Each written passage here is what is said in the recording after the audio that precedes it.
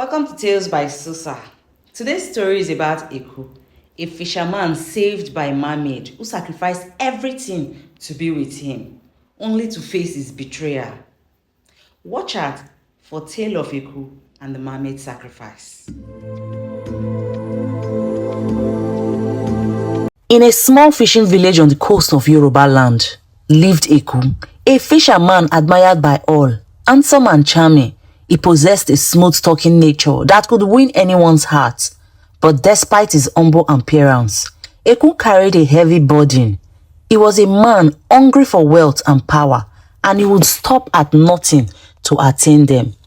One stormy evening, while Eku was out fishing, a strong wave overturned his boat, and he plunged into the dark, cold sea.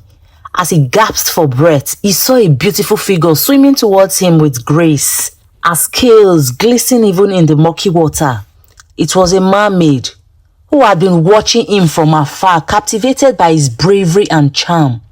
With a gentle embrace, she saved him, pulling him to the surface and guiding him back to shore. Over time, the mermaid, whom Eku named Fumilayo, became enchanted with him, captivated by the dreams he shared and the promises he whispered under the moonlight. Against a better judgment, Fumilayo made the ultimate sacrifice. She used her mystical powers to transform into a human, leaving her life in the sea behind forever. Her only desire was to stay by Eku's side, to share in his dreams, and to make him the happiest man alive. Life blossomed for Eku as fortune began to favor him. With Fumilayo's presence, his fishing business thrived like never before. Soon, he amassed wealth that caught the eyes of powerful men in the kingdom. But as riches poured in, Eku's heart grew darker, twisted by his endless thirst for more. To Fumilayo's dismay, he began to spend more time with wealthy merchants, distancing himself from her with each passing day. One fateful night, Eku encountered a wealthy noblewoman, Ade, who was captivated by his success and charm. Ade came from a royal family, and her influence could open doors that even Eku's newfound wealth couldn't reach. Blinded by the power he could gain, Eku began an affair with her, concealing it from Fumilayo.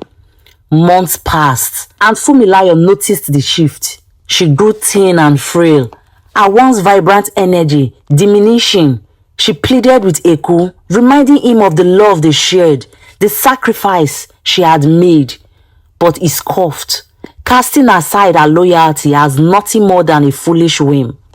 "You are just a fish," he sneered one night, his voice dripping with contempt. "I'm destined for greatness, something you would never understand." Fumilayo was heartbroken, but she held her pain inside, unwilling to let go of her love. However, her heartache did not go unnoticed by the spirits of the sea. One night, as she sat by the shore, the ghostly figure of Olokun, the god of the sea, appeared before her. He had been watching all along, witnessing her suffering in silence. Olokun spoke, his voice a mix of fury and sorrow. "You abandoned your true form, sacrificed your powers, and gave your life for this man. Yet, he has betrayed you." The goddess offered her a choice. "You can have your power back. Return to the depths of the sea and let this human's fate be decided by his own greed." Fumilayo, though deeply wounded, hesitated because she still loved her husband. Days passed and Eku's attitude towards Fumilayo grew worse. The goddess came again to Fumilayo with the offer, but after one final look back at the home they once shared, her heart hardened. She accepted Olokun's offer, and with one last tearful glance toward Eku's home, she vanished into the sea, never to be seen again. The very next day, Eku's fortune began to crumble. His fishing nets turned empty, his wealth dwindled, and rumors of his betrayal spread like wildfire through the village. Ade, hearing of this misfortune, swiftly abandoned him, ran away with the little she could, leaving him to face the scorn of his neighbors alone. Desperate, he searched the shores, calling Fumilayo's name, but all he found was silence. Ekun lost everything, caused to live in solitude, haunted by his betrayer. Each night, he could hear the distant, mournful song of the mermaid he had betrayed, echoing from the depths of the sea, a reminder of the price of his greed and the sacrifice he had taken for granted.